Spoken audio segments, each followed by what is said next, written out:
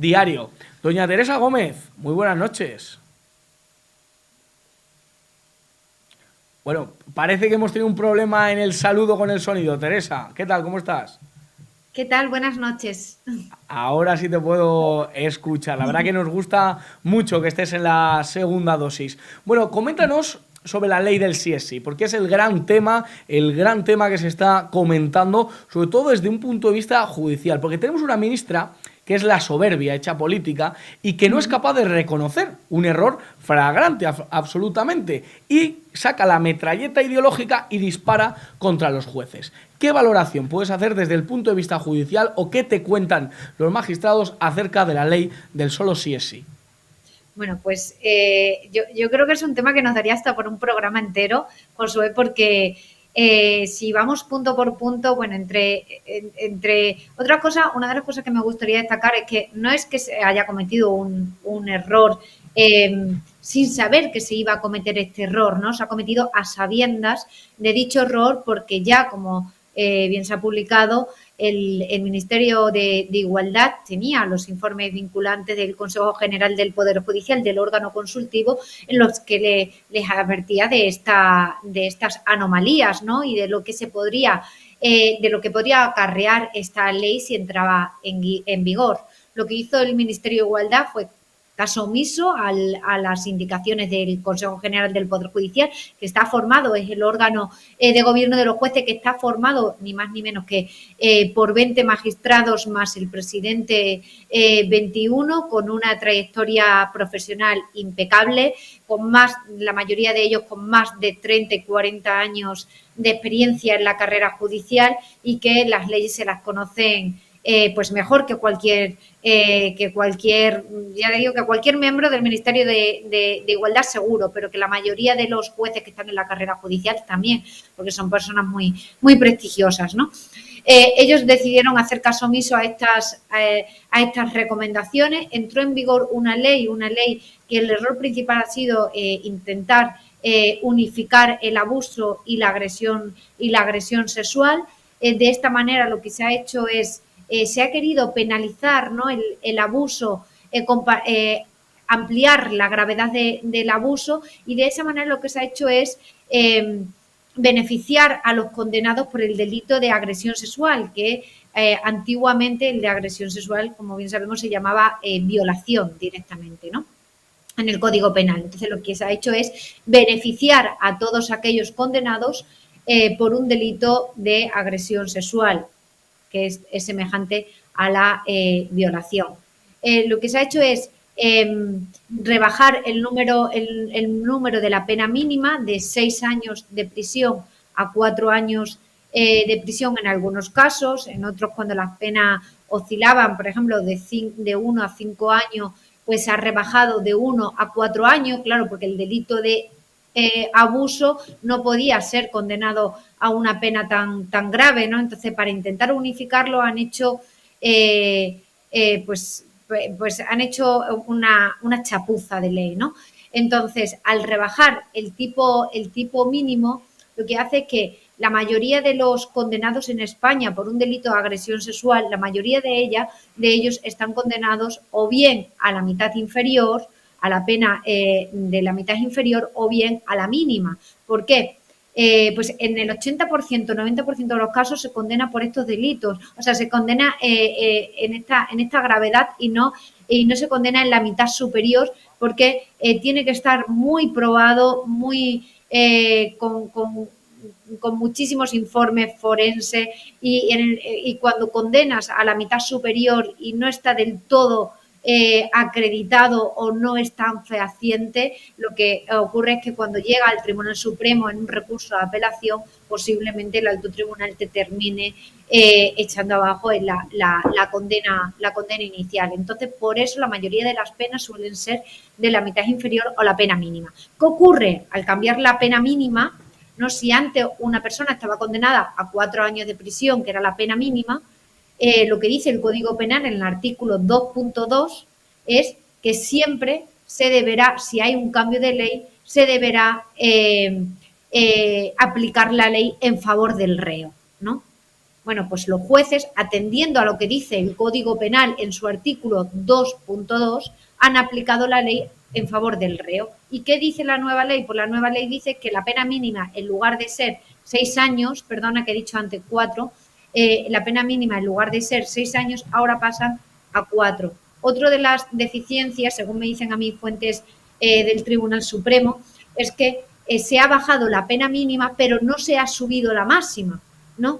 Es cierto que cuando una persona está condenada, vamos a suponer, a 15 años, que es lo máximo, ¿no?, de prisión, si ahora hubiese una ley nueva que dijesen que, bueno, entrase en vigor una ley nueva que ampliase a 16 años, al reo no se le pueden aplicar los 16 años, porque como bien hemos indicado, siempre es la ley más favorable al reo, ¿no? Pero sí que a los nuevos condenados se le aplicaría esta nueva ley.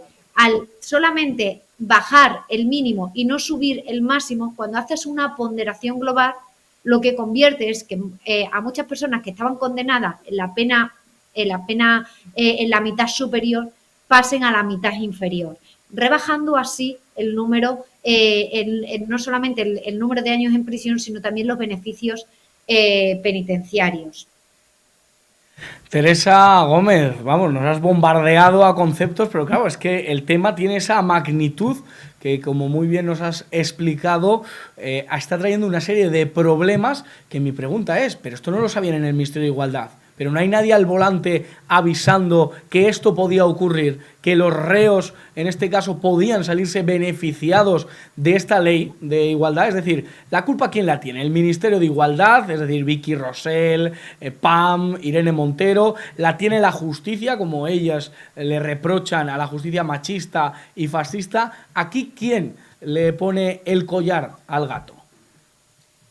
Pues la culpa, sin lugar a duda, la tiene el Gobierno, no solamente el Ministerio de Igualdad. El Ministerio de Igualdad, por supuesto, es quien ha creado este problema, pero luego ha sido respaldada por el Gobierno, entonces la culpa la tiene el Gobierno. Los jueces no son machistas, entre otras cosas porque el 53% de los 5.000 jueces que actualmente hay en España son mujeres. Y una menor parte, el 47%, son hombres. De las últimas promociones que han entrado, el 70% son mujeres, un 30% son hombres. Entonces, no hay machismo, ni muchísimo menos en la carrera judicial. Ellos lo único que hacen es aplicar la ley vigente y va a tener unas consecuencias tan atroces esta nueva ley, porque ya no solamente esto conlleva una modificación de la condena de aquellos violadores que ya han sido condenados en sentencia firme. Es que cualquier persona que actualmente tenga un procedimiento abierto, que esté en fase de instrucción, que se esté investigando, que todavía ni siquiera haya sido condenado en primera instancia, y luego supongamos que dentro de unos meses decidan con otra ley subsanar este error, esa persona que ya tenía el procedimiento abierto con esta ley ya se va a beneficiar de esta ley, porque lo que dice el Código Penal es que el reo siempre se va a beneficiar de aquella norma que haya estado en vigor durante todo el procedimiento y haya sido desde la imputación hasta la acusación. O sea, Teresa, esto no se acaba aquí. O sea, ahora mismo se van a poder beneficiar una serie de individuos que todavía están apelando a esta ley del solo sí es sí. Es decir, que esto acaba de empezar. Acaba de empezar y se van a beneficiar miles y miles de personas, no solamente los condenados en firme, también aquellos que son condenados y están esperando un recurso de apelación o un recurso de casación en el Tribunal Supremo, pero como también digo, también aquellos que todavía ni siquiera han sido juzgados, también se van a beneficiar independientemente de que dentro de unos meses haya otra nueva ley. Ellos ya se van a beneficiar porque durante su proceso, cuando se te abre un proceso, ha estado en vigor una ley que a ti te ha beneficiado. Por lo tanto, va a haber miles y miles de delincuentes, de violadores que se van a beneficiar con esta ley. Y yo creo que va a tener unos efectos devastadores, ¿no?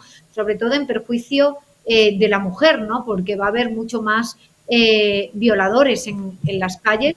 Y bueno, yo creo que esto no beneficia absolutamente a nadie. Luego, cuando dicen que volviendo al tema anterior de que si los jueces son machistas o no son machistas, por supuesto que no lo son profesionales que, como bien digo, se dedican a aplicar la norma, vigente y tampoco sé muy bien en qué se basa el Ministerio de Igualdad para decir esto, porque da la casualidad que el tribunal que ha modificado las condenas aplicando la nueva ley, porque si a ti te condenaron hace, vamos a suponer, 2 años a la pena mínima, en aquel momento la pena mínima eran 6 años y ahora son 4, por lo tanto se te tiene que cambiar sí o sí, porque así lo marca la ley, ¿no?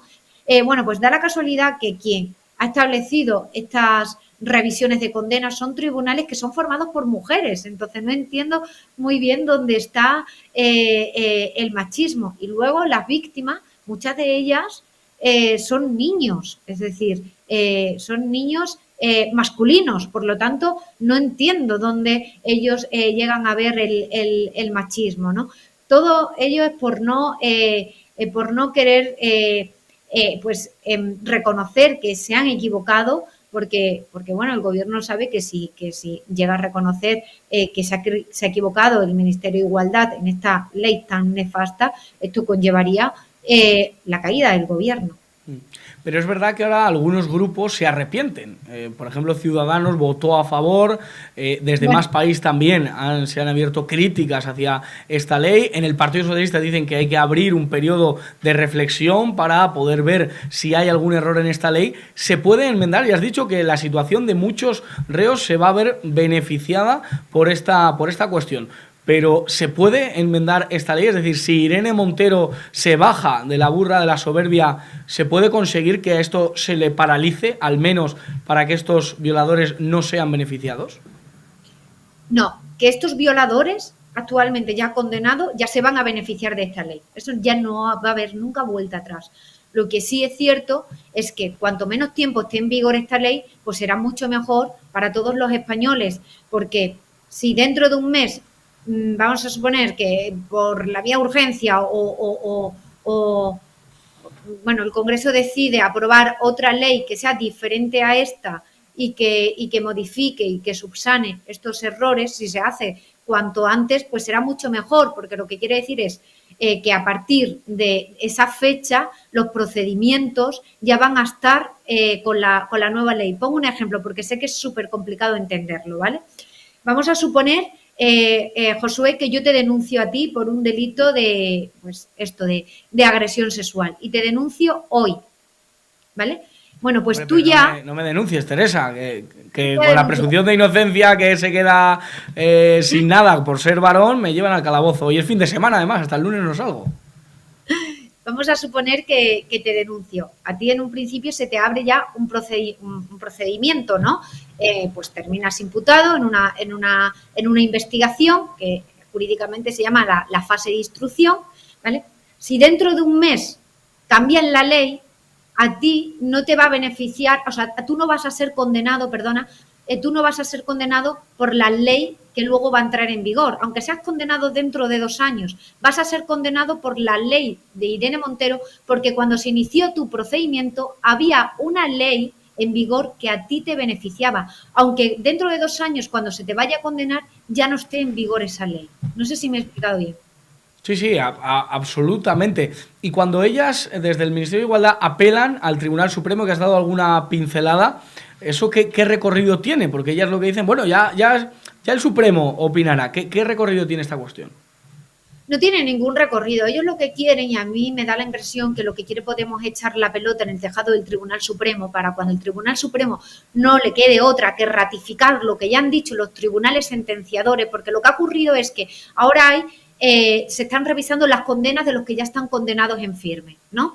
Y se están rebajando las penas porque, como bien he explicado antes, si antes la pena mínima eran 6 años, ahora el Código Penal dice que la pena mínima son 4 años. Por lo tanto, si a ti te ha condenado José Cárdenas, condenado a la pena mínima, antes eran 4 años, pero ahora 6 años, pero ahora la pena mínima de lo que decía tu condena son 4 años. Yo como juez estoy obligada a modificártela, ¿no? Entonces, lo único que puede hacer el Tribunal Supremo es ratificar lo que ya ha hecho el Tribunal Sentenciador y ahondar más en la explicación. No puede hacer nada más. Y a mí me da la sensación que lo que quieren los miembros de Podemos es echar la pelota en el tejado del Tribunal Supremo para decir que el Tribunal Supremo avala esta rebaja de condena, cuando el Tribunal Supremo lo único que va a hacer es acatar la ley que ellos han creado. Madre mía, qué drama tenemos con este tema, sobre todo por vosotras, que ahora mismo estáis menos amparadas por la seguridad, dado que, claro, este tipo de personas ya pueden estar en la calle, se han visto beneficiados. Por ejemplo, el caso de La Manada ha sido uno de los más comentados, ¿no? Que están apelando a este tema del sí. He hablado hace poco con Juan José Cortés, el padre de Marilú, decía que el asesino de su hija también iba a pedir que la ley del sí le ampare. Es decir, son casos muy mediáticos que han conmocionado a la sociedad española y que gracias a Irene Montero, ¡hala!, de rositas. Totalmente, pero yo no creo que sea, o sea, cuando me decías, sobre todo perjudica a vosotros, perjudica a cualquier, a la sociedad en general, ¿no? A todos aquellos que han sido víctimas de estos delitos, porque muchos de ellos son menores, ya sean niños o niñas, da igual, creo que ahí no hay distinción, ¿no? de género. Y Irene Montero lo único que ha hecho es, pues si ella pretendía que no pretendo que una chica llegue borracha y sola a casa, pues va a poder llegar de todas maneras menos borracha y sola a casa. Y para acabar, Teresa, que ya me has denunciado un par de veces, yo creo que ya vamos a cambiar de tercio, el tema de la malversación y de la sedición, porque claro, es que como la ley del sí es sí ha colmado todos los medios de comunicación, pues parece que eso es una minucia, pero no, tiene mucha trascendencia. ¿Tú cómo ves desde el punto de vista jurídico esta sustitución del delito de sedición y que el gobierno se abra al delito de malversación, a poder quitarlo del Código Penal? Claro, hay corruptos del Partido Popular, por ejemplo, o de otros partidos que se van a poder ver beneficiados. ¿Qué supone quitar el delito de malversación del Código Penal? Pues mira, a cualquier juez que le pregunte sobre qué supone quitar o modificar, ¿no? Porque el delito de malversación no se quitaría, se modificaría. Pero modificar el delito de malversación en España, a cualquier juez que le pregunte se lleva las manos a la cabeza, porque hay muchísimas, miles y miles y miles de condenas en España por el delito de malversación y se van a beneficiar todas estas personas corruptas que tanto nos ha costado llevarlos a la cárcel, ¿no? Porque todos la malversación son cargos públicos, ¿no? Todos los condenados, porque es pues el uso ilegítimo de los fondos públicos, ¿no? Y los únicos que tienen acceso a ellos son los funcionarios, ¿no? Entonces, todos estos cargos públicos que ya han sido condenados por robar fondos públicos van a verse beneficiados y sería casi tan grave como la ley Montero. Sobre el delito de sedición, suprimirlo a mí me parece una barbaridad, me parece que es querer romper España de una manera legalizada y es lo que está haciendo Podemos y el gobierno, ¿no? O sea, están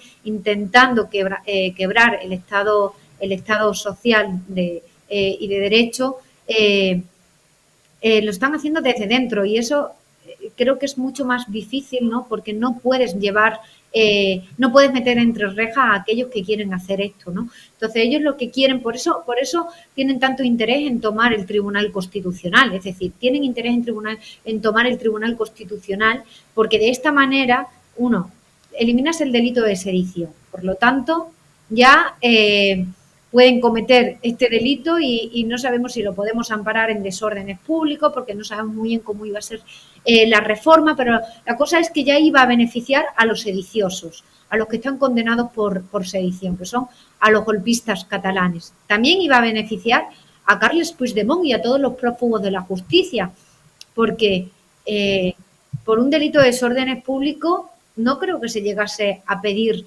O sea, habría que ver cómo pedimos a Europa que entreguen a estos prófugos de la justicia, porque ya por sedición no lo podemos pedir, ¿no? Porque se elimina el Código Penal. Entonces, o por desórdenes públicos, que quedó en la sentencia más que explicado que no fueron desórdenes públicos, sino que fue más allá, ¿no? Y luego, por el delito, solamente cabe la posibilidad del delito de rebelión. Solamente podríamos pedirlo por rebelión o no pedirlo por nada y que viniese a España sin acatar la ley, ¿no? Porque el delito por el que se le pide ya está eliminado. Entonces, a mí, por eso te digo, creo que es... y luego la malversación, el tema de la malversación, ellos lo que quieren hacer es modificarlo de tal manera que sea, bueno, a ver cómo lo modifico que solamente me beneficia a mí. Entonces, ¿cómo solamente me beneficia a mí? Pues diciendo... Quirúrgicamente, decía Rufián. Claro, diciendo que aquel que ha cometido un delito de malversación, pero que no se ha lucrado personalmente, que no había un lucro personal, recordemos el tema de los Eres y de Griñán, ¿no? Pues no sé realmente qué quieren hacer, si rebajar las penas o que queden totalmente absueltos de este delito, ¿no? Si no se han enriquecido. Pero es que entonces lo que van a hacer... Vamos a ver, Teresa, que es que ya sabes el tiempo en televisión, cómo va, lo que quieren realmente. Te damos muchísimas gracias por todos los conceptos que nos has ido explicando de una manera perfecta y vamos a ver si esa amnistía encubierta no llega a su término. Querida Teresa, gracias y a seguir por los tribunales.